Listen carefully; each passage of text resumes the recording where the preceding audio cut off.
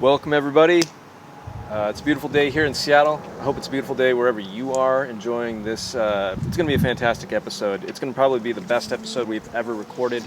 Hopefully, it'll expand your mind and give you longevity on your life. Anytime we have a guest, it has the potential to be the best episode we've ever done. The next guest we have after this guest will be the best episode also that you will ever hear. But before we introduce our guest, because he's going to be amazing, we have a whiskey here that we're going to get into. Gents, let's raise a glass because I haven't seen you in a minute, Christian. Indeed. Cheers. Cheers. We are the Old-Fashioned Dad Podcast, looking to love dads through the person and work of Jesus Christ, entering into tough conversations on marriage, parenting, sex, religion, all while having a good whiskey. All right, so we're drinking Widow Jane, 10-year. This is coming out of New York. Yep. Where's I want to make sure that I got that Where's right. it coming out of? New York? It's coming out of New York. New York City. I want to make sure I've got that right. The city? The area. Oh, nope, sorry. Yeah, I'm correct in where it's at, Sorry, but I I'm wasn't being correct. specific enough. Brooklyn. Brooklyn, yes. There we go. Some would say that New York is not Brooklyn. Hand assembled. So let's be specific for all you New Yorkers out there. It's Brooklyn, all right? It's Brooklyn. Brooklyn, all right. But I actually haven't tried this yet. I've been taking a little bit of a hiatus from whiskey. The old grain's been hitting the body weird. So I'm going to... Please tell me you smell something and taste something other than whiskey. I do. It's got a nice sweet front end. Oh my gosh. I'm smelling cinnamon. It's only taken 14 saying- episodes to get there, but right on. I'm saying maybe vanilla? Little. I mean, caramel's too safe because it's the color, but... It's spicy right up front for me. So I got the sweet right up front for me. And then the spicy comes second. Oh man, it's just spicy right up front for me. Ooh, I like it. Vanilla. I do get that cinnamon. In new American oak barrels. Kind of wonder what their char was. I was going to say I can smell the oak. Yeah. 91 proof. It's kind of a proof that you don't, I have a lot of whiskey. I've drank a lot of whiskey. It's not a proof you see very often. But 89 to kind of 94, maybe even 101 is kind of the sweet spot for me. 101 being kind of the high end range. But Sure. I'm enjoying this. I think you can get a bottle of Widow Jane 10-year here in Seattle, total wine for maybe about, I think after tax it's going to be about $75. So if you got somewhere else that didn't have our state tax, it would probably be like 40. Yeah. Yeah, exactly. That's absurd. I know. I wish somebody would Tax create for a campaign to make our liquor industry government run again. Or just do away with these taxes. It's just never going to happen, but Yeah. we were fed I a don't bunch even of want lies to talk on that about one. taxes. I just did mine. I'm glad it's over. I want to let it just rest for a while, That happened last week, right? The tax day. Yeah. Yeah, I was one of those put it off at the last minute kind of guys. Sweet. We filed our extension, so that felt really good. I tried to, and then I realized it would be harder for me to file my extension than it would be to file my taxes. Just file the taxes. Yeah. I prefer just to rip off the Band-Aid, so. Yeah, there you go. Get it done early. Well, to everybody that's listening, we have on today's episode Brian Jenkins. And Howdy, folks. Hey Brian, The good infamous- to see you, buddy. Infamous Brian Jenkins. Infamous Brian Jenkins, or the famous Brian Jenkins, however you want to look at it.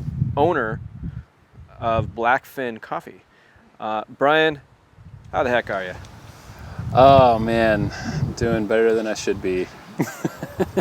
It's good to see you in person. Usually it's just a kind of a drive-by as you or your wife are dropping off some coffee at our doorstep. Yeah, well, that's kind of been a lot of my interactions lately, just drop and run. But we're blessed. God's taking care of us. I can't really complain. Now, Brian, I've known you for a little bit, not as long as maybe Christian or some others have, but you are, I mean, you're a businessman, you're an entrepreneur, you're a dad, you're a Christian, you're a husband, and that's just a couple of the hats you wear, right? Is there any other hats you wear? I mean, there's like... Oh, man. Yeah, just, I'm an operations guy. I'm a mechanic. I'm a musician. You are? Yeah. I am just, there's a lot of things. I'm one of those jack of all trades, master of none kind of guys. I don't know, I'd argue your coffee is pretty masterful. Well, you know, there's a handful of things I might dare to spend a little extra time on. Coffee's been one of them. It's kind of a return on investment type deal. You're going to go with the thing that you think you're going to get the biggest return on investment. Exactly. You know, for me, it was a matter of, there was this realization when I finally came to the point of understanding that I am an entrepreneur. So what I need to do is figure out how to be a happy one. Were you unhappy entrepreneur or like? Yeah, you just didn't realize you're an Follow-up question. That was a great follow-up question. I mean, I'm guessing it might have something to do with like not realizing you're an entrepreneur but trying to like fit your desire to do that into a different category, and maybe that would make you unhappy. I was unhappy, and then I realized I'm unhappy because I'm an entrepreneur. Yeah. And then I started trying to become an entrepreneur, and then it took me a while to realize how to become a happy entrepreneur. So Blackfin Coffee was basically the conclusion of that journey. Not necessarily the conclusion, just the first happy step in a direction I want to be going in. Gotcha. So hopefully we'll come back to like the top 10 business tips that you have for everybody. Yeah, and 10's a lot Harvard on will the get a spot. hold of this somehow, some way. But a Blackfin Coffee, like, what is that? You know, what's that about? What does that stand for? How'd you settle on that name? Yeah, Blackfin Coffee was created. The name was created out of my wife's love for orcas, and we don't have enough time to talk about all of that right now. But the long story short of it is, one of the major reasons why we moved to Seattle is because my wife was first in love with orcas. She went to college at SPU. Okay. That's Seattle Pacific University, for anybody listening that might not know. And the reason she landed on that one was because it's a Christian university, and because they had a marine biology program. And then somebody told her, there's orcas here in Seattle. She's like, that's it. That's all I need to know. So I'm there. Long story short, we ended up moving here. I got a job. God took care of us along the way, but again, just to kind of close the gap in that story, finally realized I wasn't going to be happy working for someone else for the rest of my life, because there's a lot of limitation in that. Don't get me wrong, there's so many ways in which you can develop to your full potential without those sort of limitations that I was running into, but I wasn't willing to fight through those. So I just thought the best thing I needed to do, just from like a cognitive dissonance perspective, was just start my own business, you know, put my mind at ease in many ways. And how long ago did you start Blackfin? Like really, like I guess official launch. I'm So, sure there's a lot of planning that went up to it. Yeah, well, that was so officially the business license was purchased in September 2018. I only remember that because I just looked at my papers for taxes recently, but I didn't actually launch and start putting a product out there that somebody could get a hold of regularly until October 2019. Okay. So technically only been fully at this for like 6 months. I feel like, but weren't you kind of messing around with it earlier in that? Because I remember, because we met through church, and you had a cold brew cart at some church thing, and I'm like, this is amazing. And that was at least a few years ago. Yeah, well, it was.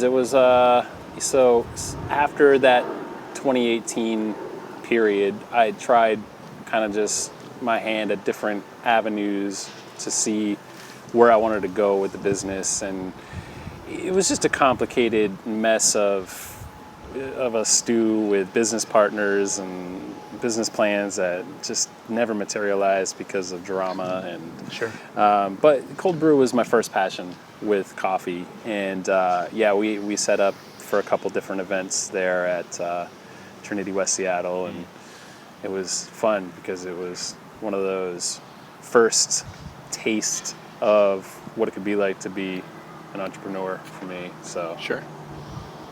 Like Nice. that. it's been going Now, on for a while. maybe, I'm guessing, maybe some of our listeners are like, I love everything these old-fashioned dads do, and they I wish should. they would just... They should love everything. Yeah, that we do. I wish they would just tell me where I can get this amazing Blackfin coffee. Because it is pretty dang amazing. It's pretty amazing. So www.blackfin.coffee.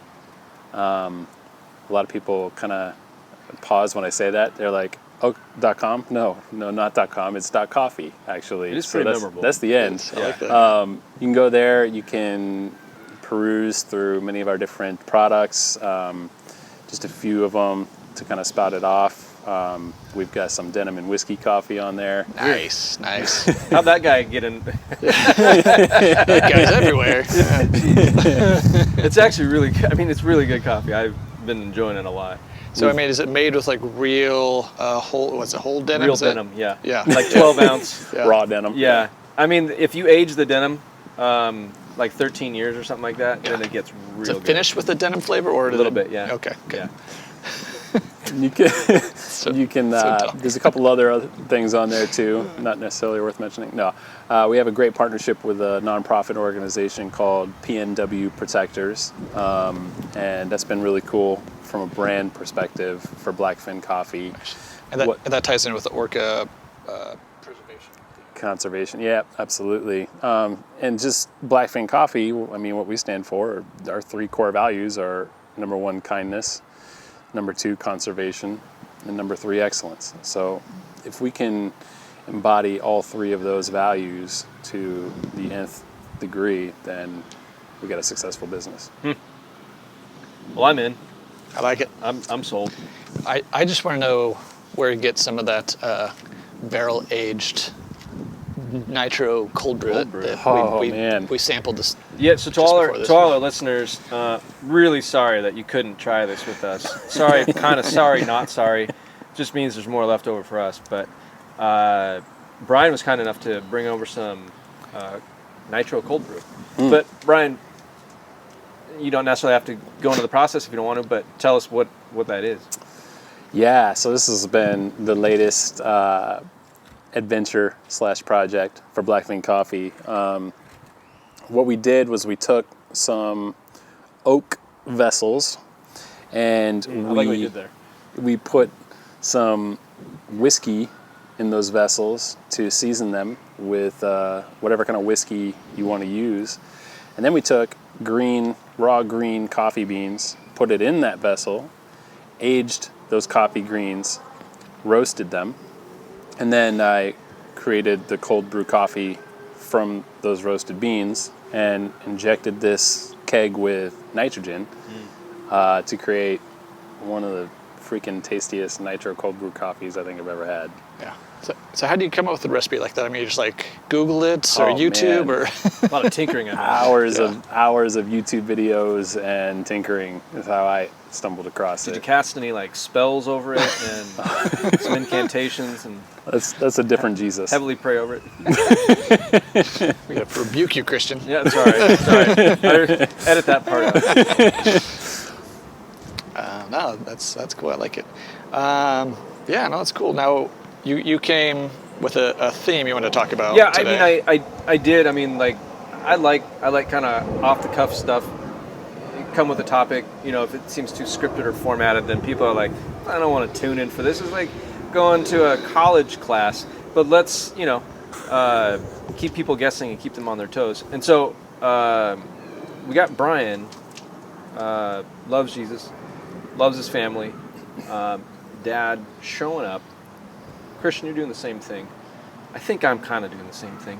So we're all on accord here that we're trying to be dads showing up. The topic today that I wanted to, that's just kind of been like pinball around in my head has been bullying, but not from the stance of like your kids being bullied. That's kind kind of generally the topic, like how do you deal with bullying as a parent? Sure. That's not what I want to address, but I was like, have you ever been bullied when you were a kid? And then have those experiences, I know this is going to make you guys work a little bit, go back, like 50 years, and because we're all really old. How here. old-fashioned do you think I am? Yeah. 50 years.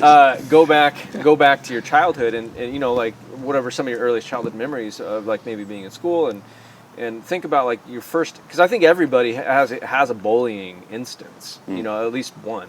Sure. And how does that impact you, and is that something that like carries over into fatherhood?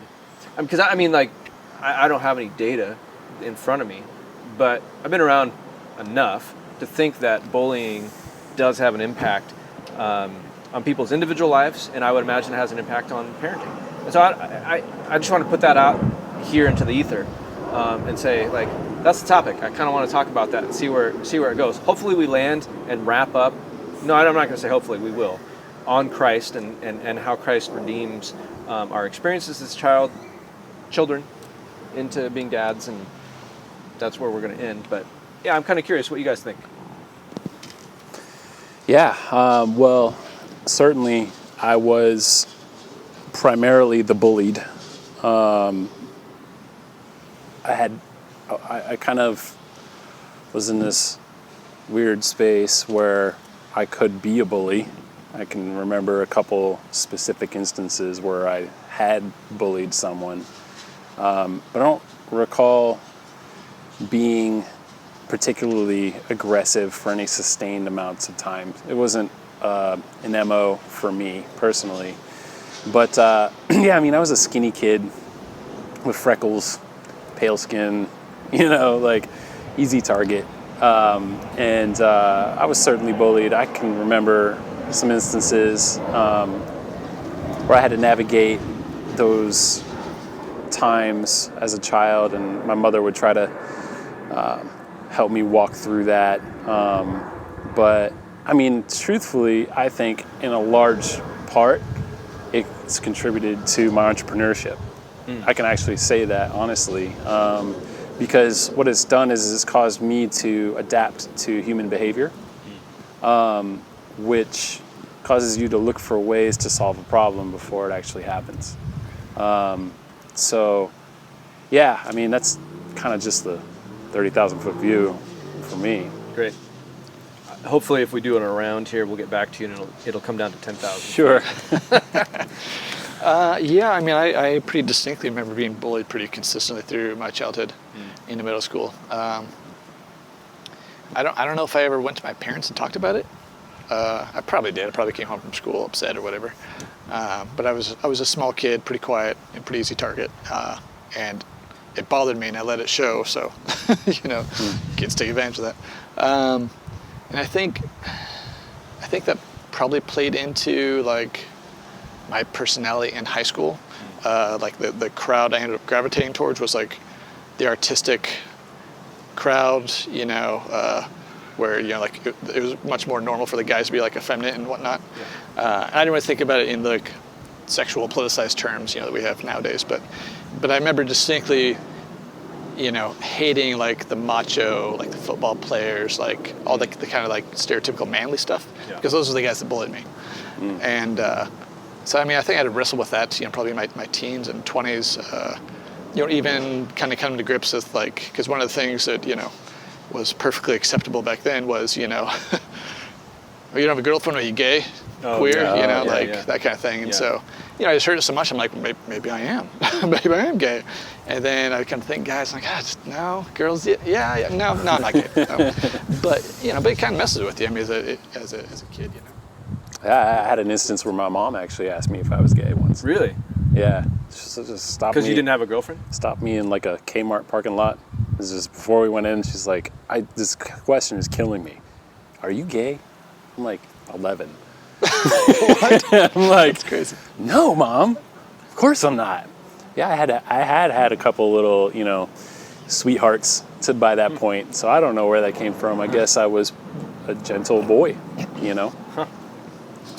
Sure. Yeah. So yeah, I bullied, and obviously I haven't really delved into like how that's shaped my adulthood or approach to parenting or whatever. I think it makes me more sensitive to that. Having a son who, our son's been on both sides of it. He's been bullied and he's also been the bully. Yeah. And so kind of trying to navigate that, not just, because it's kind of tough. I think societally, the go-to is kind of like, well, we're all born innocent and we have to learn all these things. So he was bullied, therefore he's a bully. It's like, well, maybe he's just a sinner. He likes power trip. I don't know. But, I don't know the motivation, but as a parent, it can be easy to try to kind of dismiss or use logic to like explain away like why they're behaving a certain way. And, I don't know, but we've experienced, that on both sides of things. But yeah. Yeah, no, interesting. I'll be curious to hear what you guys have to say, like once I kind of explain my, my experiences and where I think it impacts my parenting. But like I was bullied as well as a bully, but it's harder for me to, like, it's been maybe over the last 5-10 years that I've reflected more upon like my role and the things that I would do to people. And I could look at them now and go, I think that was a bullying moment, that I was being a bully. Whereas I, oftentimes reflected and focused more on the instances that I was bullied, But I was a skinny kid. I didn't put on mass very well, and I was athletic and stuff like that. But I can look back at times where, like, I would get in fights with people because like they were bullying me. So like I had no problem hitting people back. I had no problem but I took hits and stuff like that. But there were definitely moments in school where like I was being made fun of and I was the butt end of the joke. And I had a really difficult. No, I shouldn't say difficult. I had this amazing skill of putting my foot in my mouth. I had the wrong timing.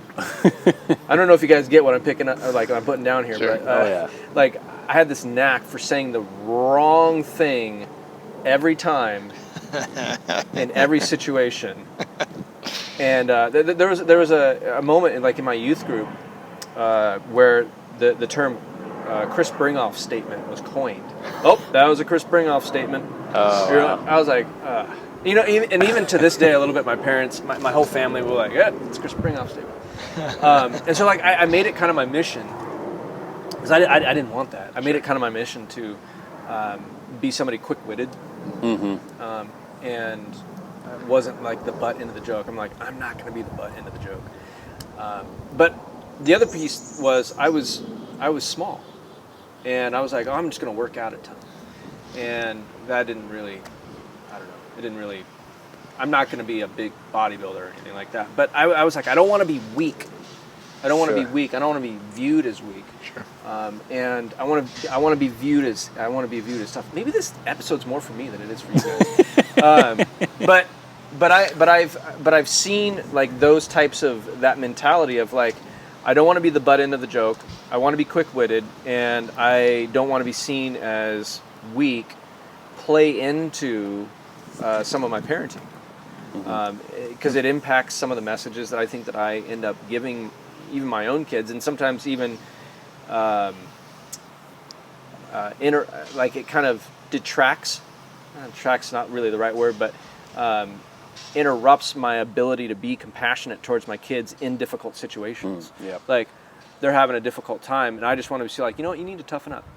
Yeah. And maybe that's not really honestly the right response. Maybe I need to comfort them, but because my mind is so focused on being tough, I like that's like almost like an immediate knee-jerk reaction to it. And anyways, I think that bullying, because everybody experiences it, because I think everybody's prejudiced to one degree or another, impacts men.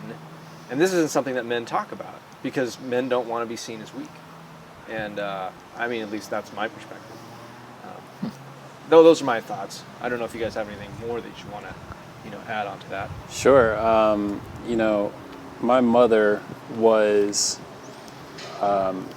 brutally bullied because of her physical appearance in school. And so I think it was her agenda to teach me how to navigate it,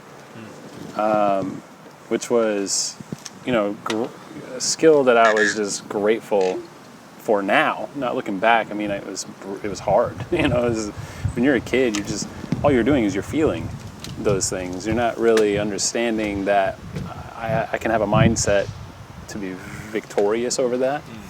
But what's interesting is that she made it a mission to impart that to me. Now, my dad, on the other hand, got bullied, but he had a twin brother, and he was scrappy.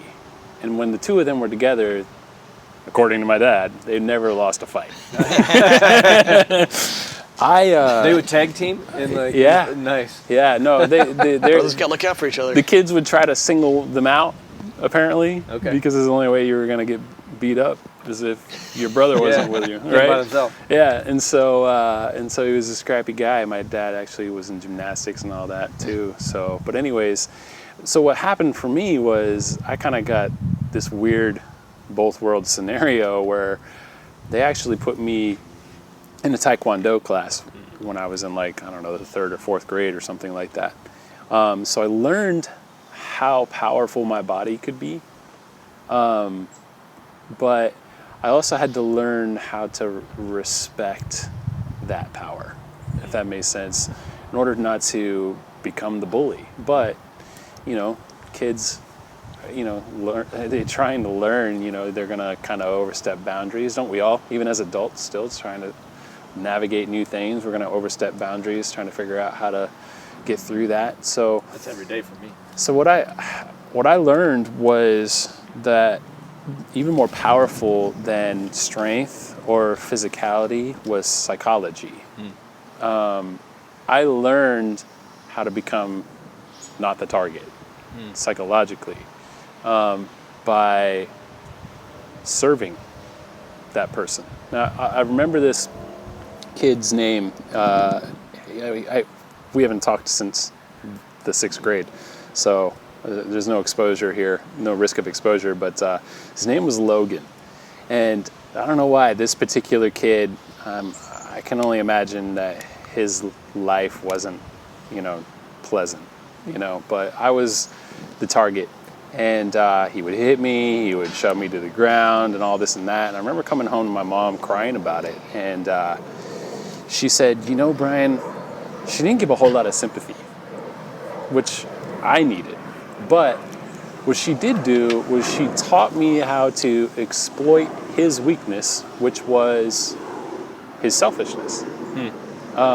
So she said, all you got to do is figure out what he's into. And then you can change how you'll be treated through that. In so many words. I don't know exactly how she said it, but that's what I did. I figured out what he liked, and I started relating to him just enough to get him off my back. Not really to become a great friend of his. And that happened. He got off your back. Yeah. Wow. Yeah. Through, wrestling.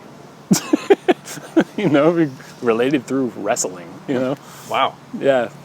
Something weird like that. That's pretty amazing, actually. I can't recall a time where I wanted to serve a bully in my life. So that's pretty amazing, right there. And that, at 11 years old, you're able to take that lesson and distill it for what it was and apply it. Yeah. I mean, it wasn't necessarily easy to do, but what I didn't realize my mom was doing at the time was teaching me how to be like Christ. Teaching me how to be like Jesus, who could kind of peel back the layer of the onion to expose what's deeper in that person's life, and then offer just a servant heart towards them. And I'm not going to say it's always going to work, but for 6th graders, apparently it was a tactic that I was able to apply. And again, as an entrepreneur, I think about that moment, because what it's caused me to do is figure out a problem and empathize, and then also figure out a problem and find a solution for them in a way that's valuable for them. Oh, that's interesting that kind of your takeaways or whatever, kind of your response to that. I wouldn't have thought about that, at least not as a kid, to apply empathy to get out of bullying. Yeah. You saying that made me think my response to bullying, because I didn't have physical strength or physical skill, is that I had to learn to be quick on my feet with my words. And I didn't really have anything to back it up, so it wasn't like sharp tongue, because that'd just get me beat up. Right. It was more like how to diffuse the situation. Deflect, diffuse, talk my way out of it. So I had to use my smarts, like logic or whatever. And I think that's served me well, because it's, I'm in sales essentially in real estate, and so there's plenty of opportunity for conflicts and for egos and that kind of thing. But I think one of my skills is being able to see both sides, help them, kind of figure out a diplomatic solution to things, and that's, I think, in the military served me well too, in leadership and whatnot. But it's interesting because the root of that for me was being afraid of conflict, and that's still something that kind of plagues me today. I wouldn't say I'm a people pleaser, but I certainly don't like conflict. If I can avoid it, I will. Yeah. But sometimes, as Christians, we know that's sin to not stand up for what's right or your convictions or whatever, which is kind of another topic, I guess. But Well, I think that's a great point. I've actually said it recently, not even talking about bullying, but I think just a God-given advantage that I might have had was I truly believe that I have this superpower that is that you can't intimidate me. I think it could kill me someday, but I will say that. So for me, the avoiding of the conflict wasn't necessarily because the conflict was uncomfortable, but it was learning the power of mindset for me. And the only reason I can say that I think that was true then is because when I started the journey of becoming an entrepreneur, mindset was the thing I realized that needed to be the critical focal point in order for me to become successful, and then define what success actually means for me. And so I think for me back then, I diffused fights a lot. I logistically could talk my way out of using wit or whatever, got out of fights, and didn't want to be in conflict, but knew how to navigate the conflict, if that makes sense.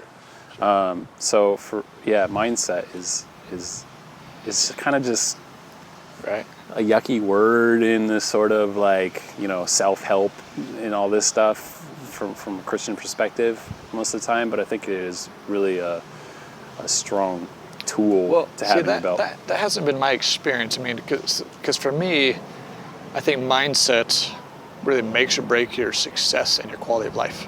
And maybe this is me as a fellow entrepreneur coming at it, but I'm guessing when you're in 6th grade, you weren't cognitively thinking, I need to have a positive mindset of success. Not.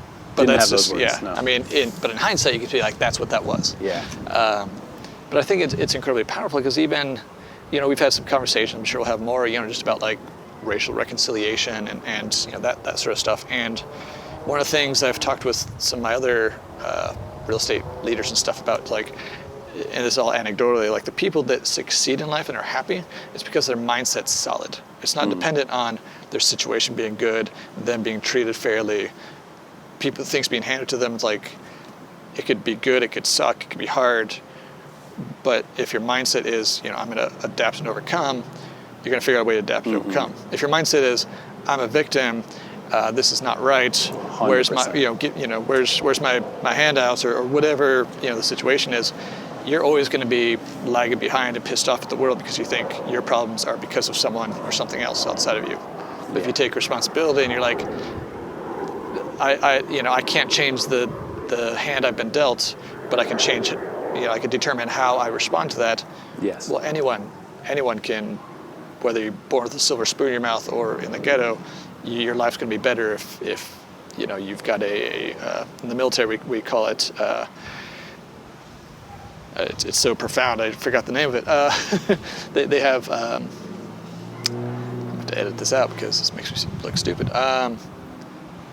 Basically, help me out here, guys. I don't know. I wasn't in the military. I know when you persevere and resilience. There you go. Oh, yeah. So you got Resiliency training, which is all about mindset.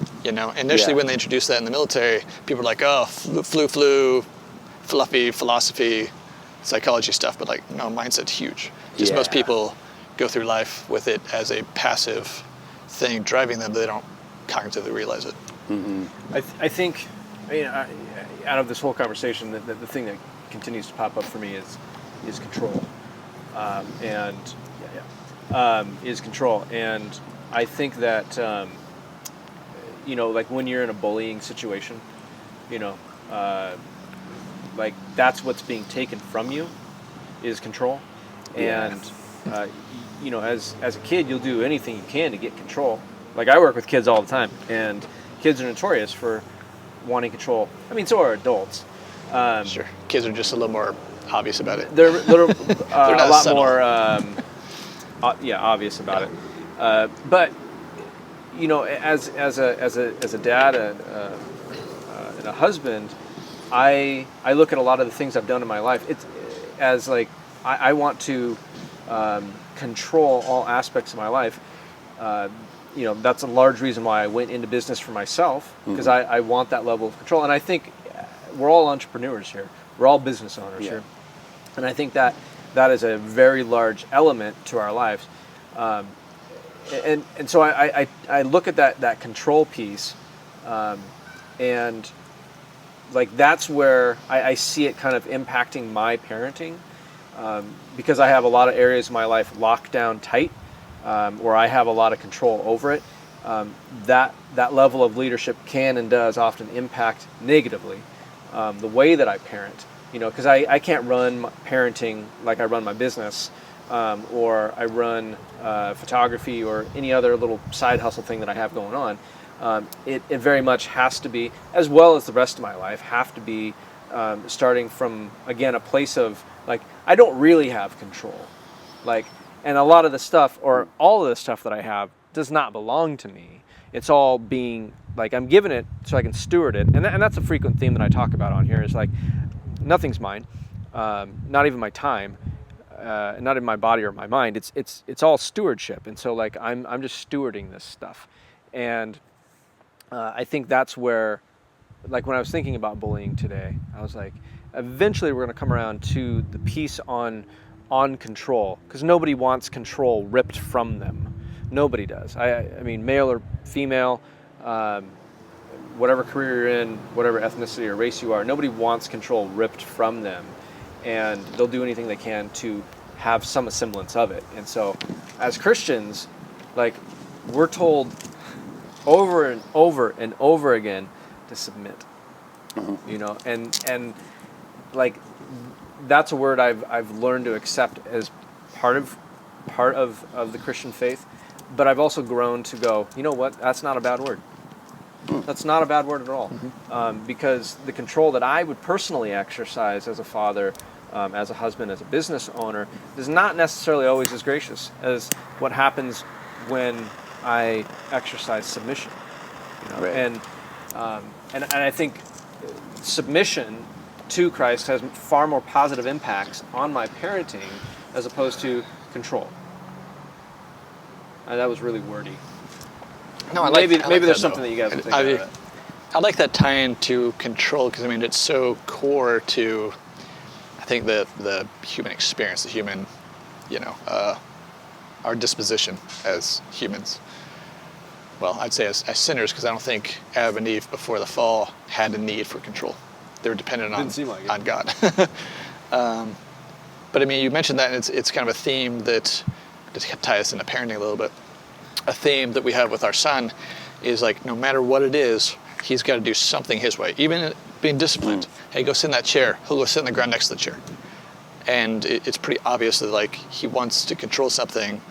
And so we try to kind of throw him a bone where we're hey, here's your options.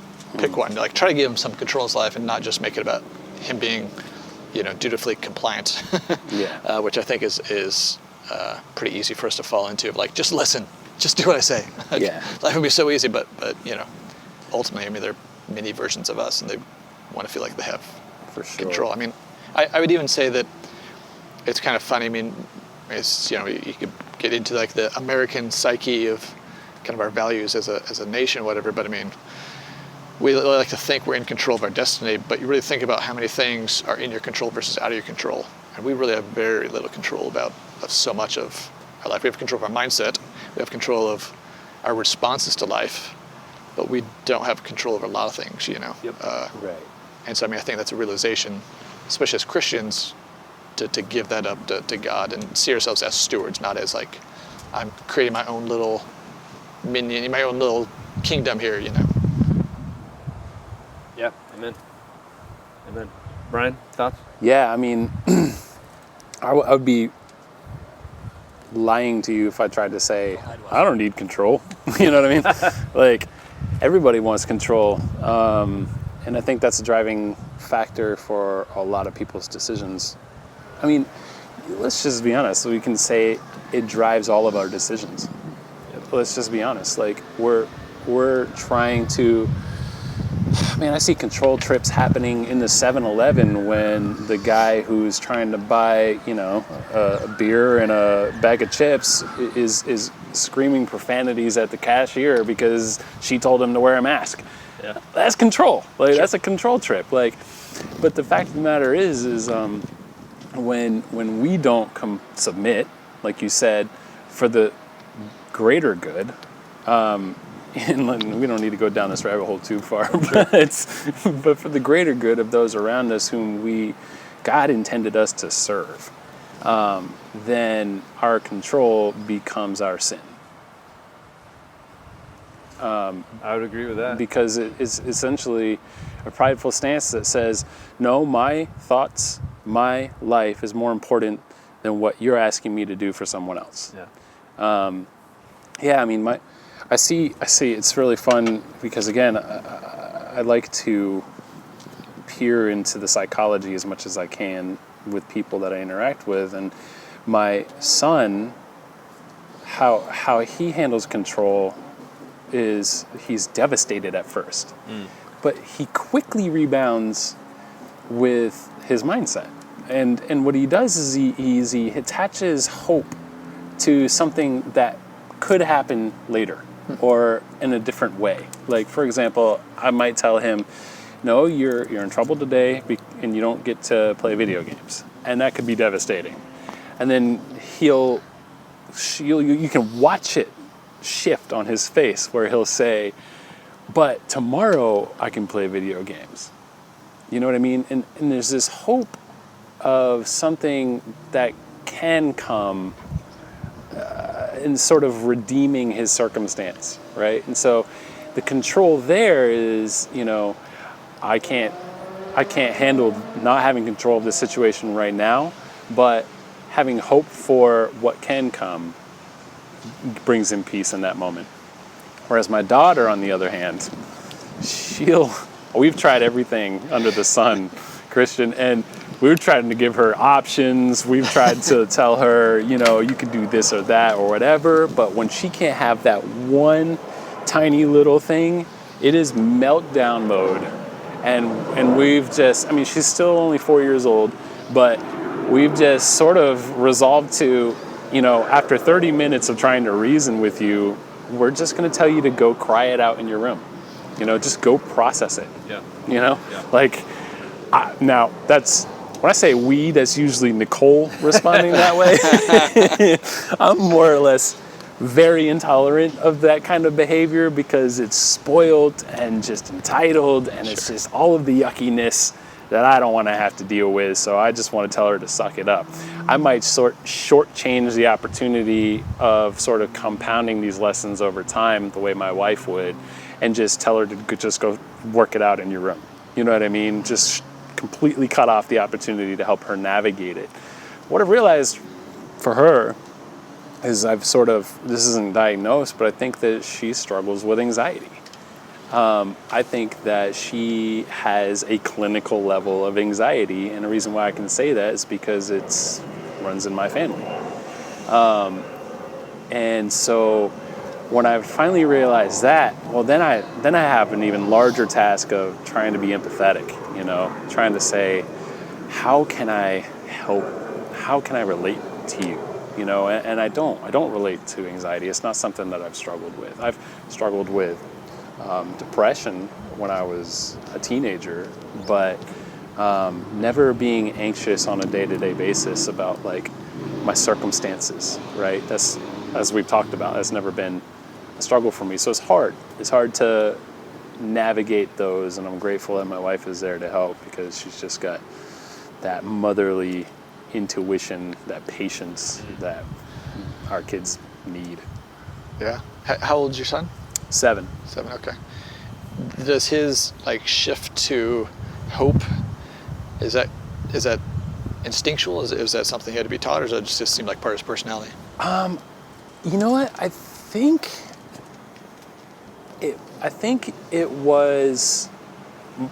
it's mostly him. Okay. But I think there were a few instances early on, fundamentally, where I helped him to attach to something hopeful. Right. And then it didn't take him long at all. So I really would credit him, like just intuitive, just genetic, I don't know, whatever it is, credit him to just being able to latch on to hopeful thought, and being able to just navigate through that problem. In fact, he drops it very quickly. As soon as he does that, again, you can see it shift.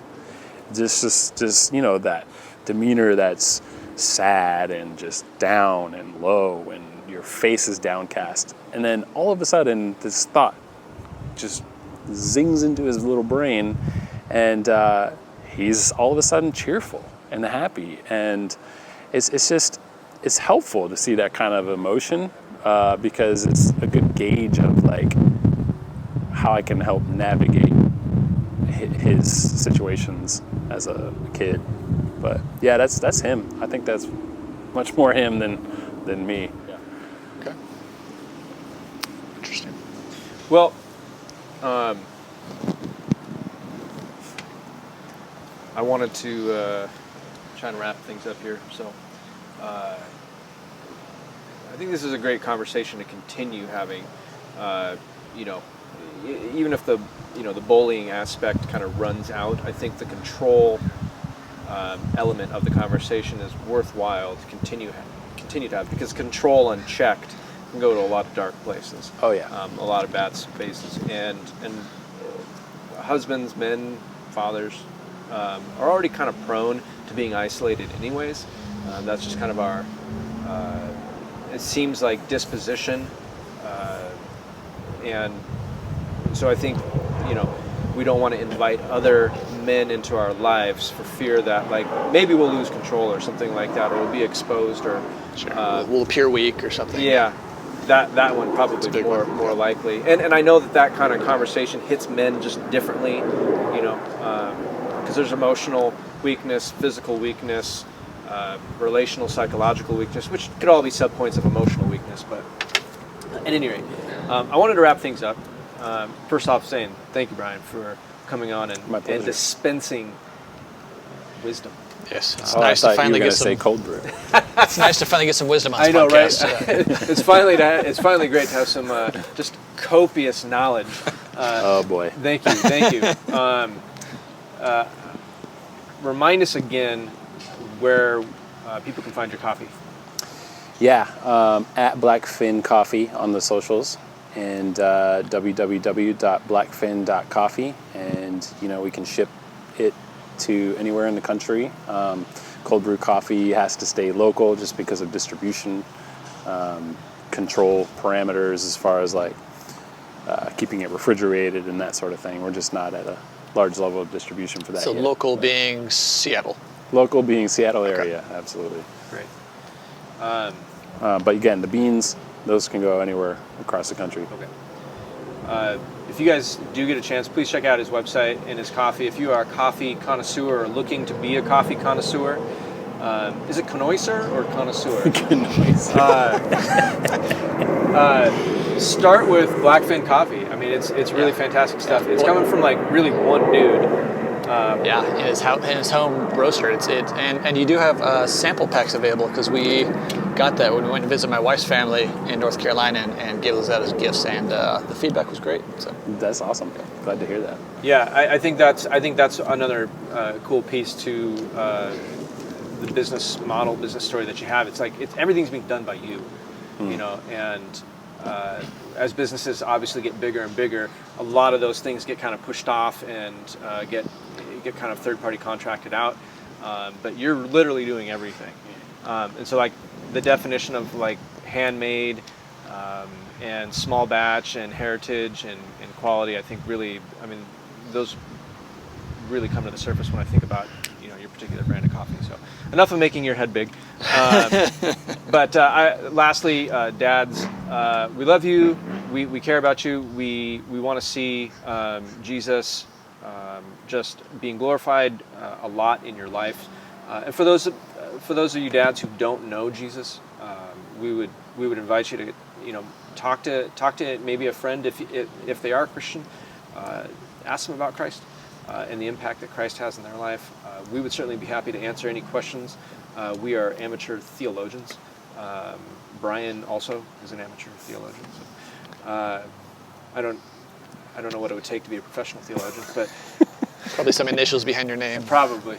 I guess I have the wrong initials. Yeah, the wrong initials. After my last name. We'll leave it at that. You're a real estate agent that can answer theology questions. You're a coffee owner that can answer theology. I can't. This is all a mouthful. Anyway, I'm talking too much here. Dads, we love you. We want to see Christ change your lives. If Christ is not a part of your life, we'd love to answer questions and talk to you about why we think Christ can and should be a part of your life.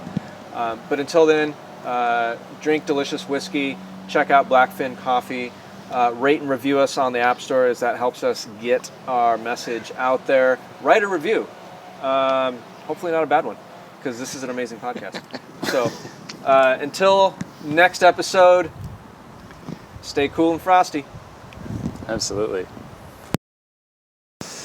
You know, the ultimate relinquishment of control is embodied by Jesus Christ, by going on the cross, right? 100%. You know, I mean, looking in the Bible, just what Jesus did, being the ultimate sacrifice for humanity, he had control. That's what's like crazy about it. Yeah. You know, like at any moment could have called legions of angels, right? Yeah. And Sure, he didn't have to die on the cross. He had the ability to not. yeah, exactly. Putting it down to be a servant to your bullies. I mean, They were trying to kill him all the time. What bunch of bullies, those Romans. not like to do that. Isaac too, you know. Willingly laying down on a pile of wood to be burnt offering. What a weird conversation that must have been, by the way. We should have that be an episode at some point. I should start using that as an example to my son. Like, you should trust me. I'm not asking you to lay down a pile of wood. and burn Isaac yourself. laid down on the wood. Willingly. I'm just asking you to eat your pancakes. Did you see Abraham ask him twice? No. That's right. There's no count to 3. What a weird conversation, though, right? I mean, that had to have been a weird conversation. Hey, Isaac, God came to me. Yeah, change of plans. We're not gonna be doing. We're not building the house today. I'm gonna go ahead and kill you. Oh, okay, Dad. Sounds good.